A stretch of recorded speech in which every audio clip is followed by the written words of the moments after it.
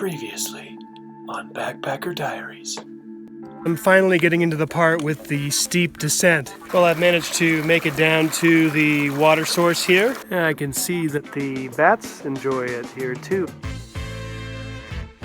I plan to set up a base camp there for a couple nights and have a day to explore in between with some side trip opportunities.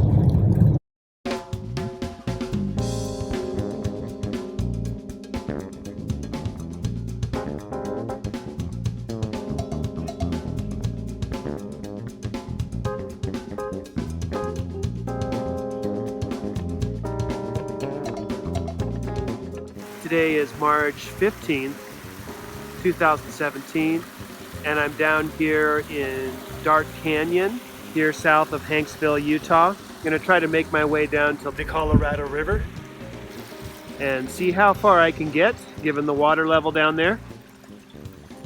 And speaking of water level, I can also see, based on this debris that's stuck in the tree up here, that the water level was much higher not that long ago. So anyway, walking through these features that were formed by water in the first place, I'll see how I go here in the Red Rock Canyon country. And here along the banks of the creek, you can see some sort of fungus growing. It has sort of that shaggy ink cap look, but it's definitely not a shaggy ink cap, or it would have just melted by now. I'm not as familiar with the fungus that grows out here in the deserty areas. If anybody has any knowledge of that, be sure to leave a comment in the section below.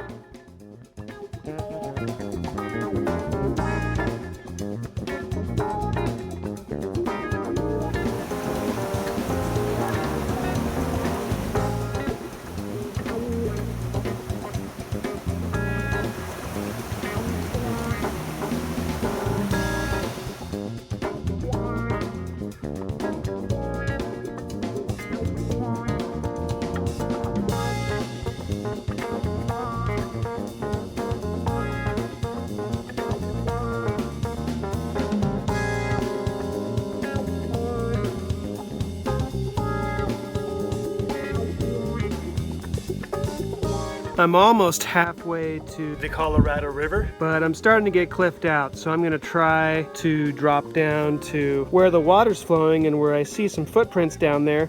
We'll see how feasible it is. I may have to just backtrack the way I came and look for another side trip.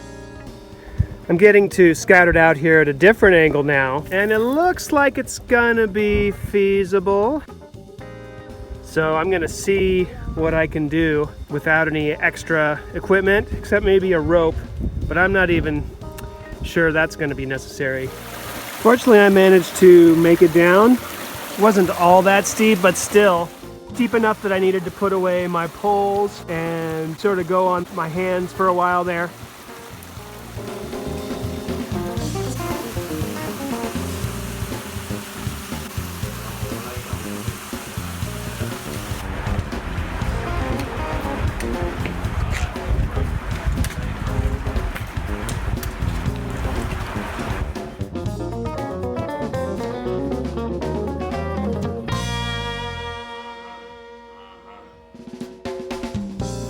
I've seen a whole bunch of these little lizards out here. Finally found one slow enough to capture on video. And also found a spot next to a little waterfall.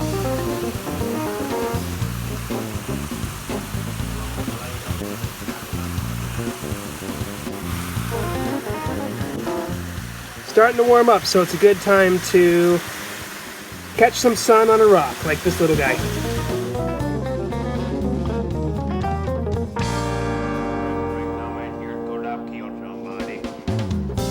This is another section that involves some short drops, just maybe 4 feet or so, but there seem to be enough holds to get up and over them. I may have to take off my pack on the way back up and go on my hands again.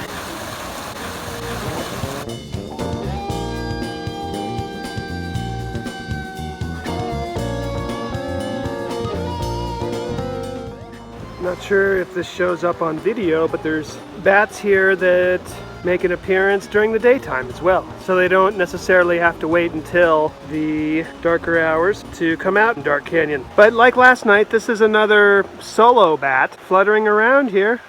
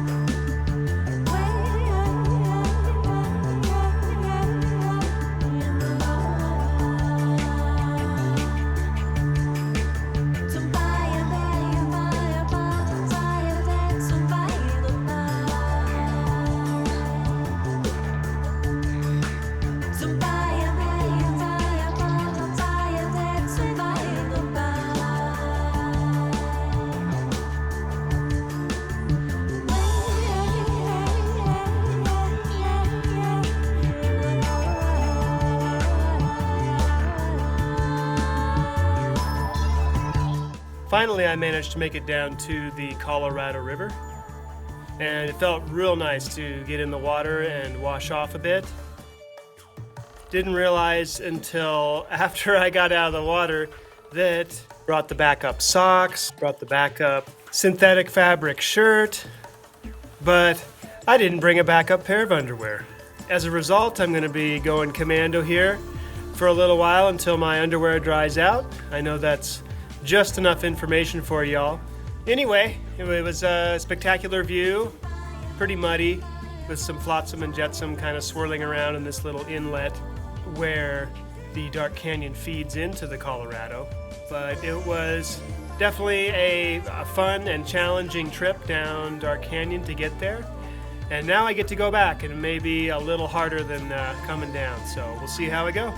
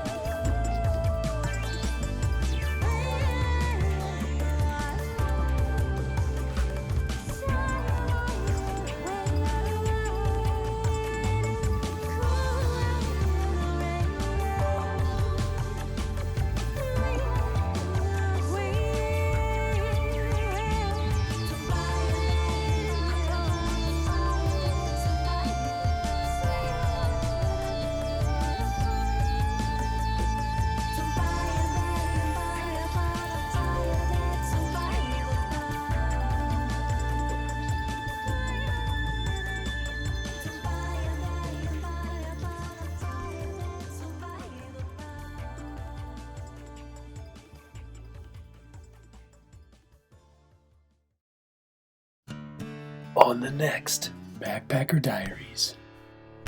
Today I will be hiking out of Dark Canyon back to the Sundance Trailhead. I did meet one other hiker last night doing the Hey Duke Trail, and she started from Moab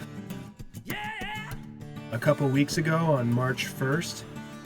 Great way to start off the season with some spectacular canyon scenery. Just because it's dark don't mean it's night. Just because it shines don't mean